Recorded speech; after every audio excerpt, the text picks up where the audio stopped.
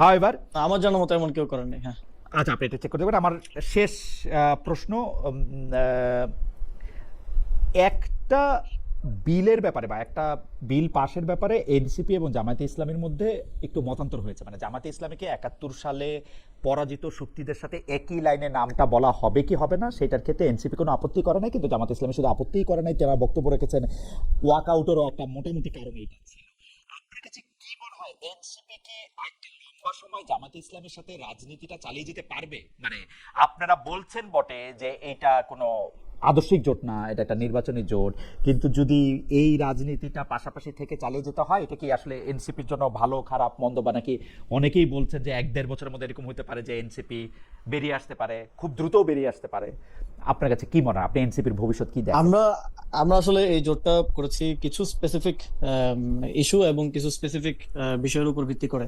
যেমন সংস্কারের বিষয়ে আমাদের যে কালেকটিভ কমিটমেন্ট, ওই জায়গা থেকে এই জোটটা মানে হয়েছে, সংস্কার, বিচার, এই বিষয়গুলোর উপরে।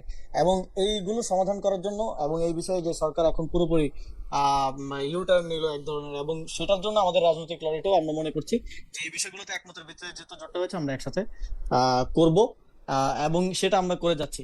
এখন জোটের ভবিষ্যৎ কেউ বলতে পারে না যে কতদিন জোট থাকবে, কতদিন থাকবে না, কবে কি হবে, এটা কেউ এখন বলতে পারে না। বাট আমরা আমাদের এই যে রাজনৈতিক বিষয়গুলোর উপর ভিত্তি করে যে আমাদের যে জোটটা হয়েছে, সেই জোটটা এই বিষয়গুলো সমাধান করার জন্য আমরা এখন একসাথে রাজপথের কর্মসূচি, সভা, সেমিনার এগুলো করে যাচ্ছি। আচ্ছা, শেষ মন্তব্যটা পরে আপনাকে একটা ধন্যবাদ দেবো। আপনার যদি কোনো কিছু বলার থাকে আপনি তাহলে বলবেন। জালাল আহমেদ উনি বলছেন আপনি কিন্তু আসিফ সাহেবের সাথে খুব নমনীয়, কারণ কি? কারণ আমার আসিফ সাহেবকে খুব পছন্দ, সেজন্য। যাই হোক, জনাব আসিফ মহাসচিব ভাই, আপনি আপনার শেষ বক্তব্য যদি বলেন। আবার মাঝখানে একটু বলি, এইটুকু অংশ কেটেই আবার মানে এগুলি এগুলি অনেকটা এগুলি আচ্ছা, হাওয়েভার কাটলে কাটেন, অসুবিধা নাই। জনাব আসিফ মহাসচিব ভাই, আপনি আজকে মানে যদি আপনার দর্শকদের উদ্দেশ্যে বা কারোর জন্য কোনো কিছু বলতে চান, আপনি কনক্লুডিং লাইন বলতে পারেন। আমার আর কোনো প্রশ্ন নাই, আপনি অনেকগুলি প্রশ্ন জবাব দিয়েছেন এবং অনেকগুলি ব্যাপারে আমাদের যে ধারণাগত ধারণা ছিল, সেক্ষেত্রে আপনার মন্তব্য আপনি জানিয়েছেন।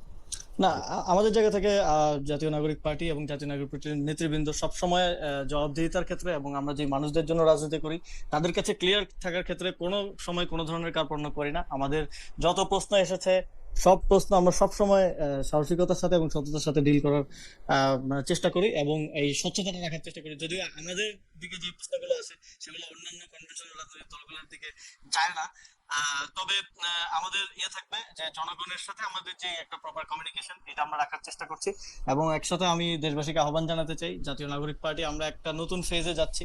আমরা সদস্য সংগ্রহের মাধ্যমে এবং সারা দেশে যারা গণ্যমান্য গুরুত্বপূর্ণ ব্যক্তিবর্গ আছেন সবাইকে জায়গা করে দেওয়ার মাধ্যমে একটা শক্তিশালী এবং বাংলাদেশপন্থী একটা রাজনৈতিক দলে রূপান্তরিত হতে চাই। তো আমি বিশেষ করে ইউথদের এবং বাংলাদেশের সকল জনগণকে আহ্বান জানাতে চাই, আপনারা আমাদের সাথে আসুন, একসাথে আমরা একটা সুন্দর বাংলাদেশ গড়ি।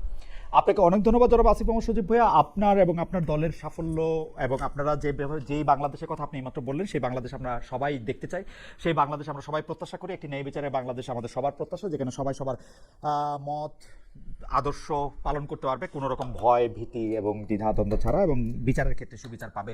আপনাকে শুভেচ্ছা জানিয়ে দর্শকদের অনেক ধন্যবাদ। অনেক দর্শক আপনার সঙ্গে ছিলেন আজকে, তাদের সবাইকে ধন্যবাদ জানিয়ে আজকের অনুষ্ঠান এখানে শেষ করছি। আপনাকে অনেক অনেক ধন্যবাদ। আপনাকেও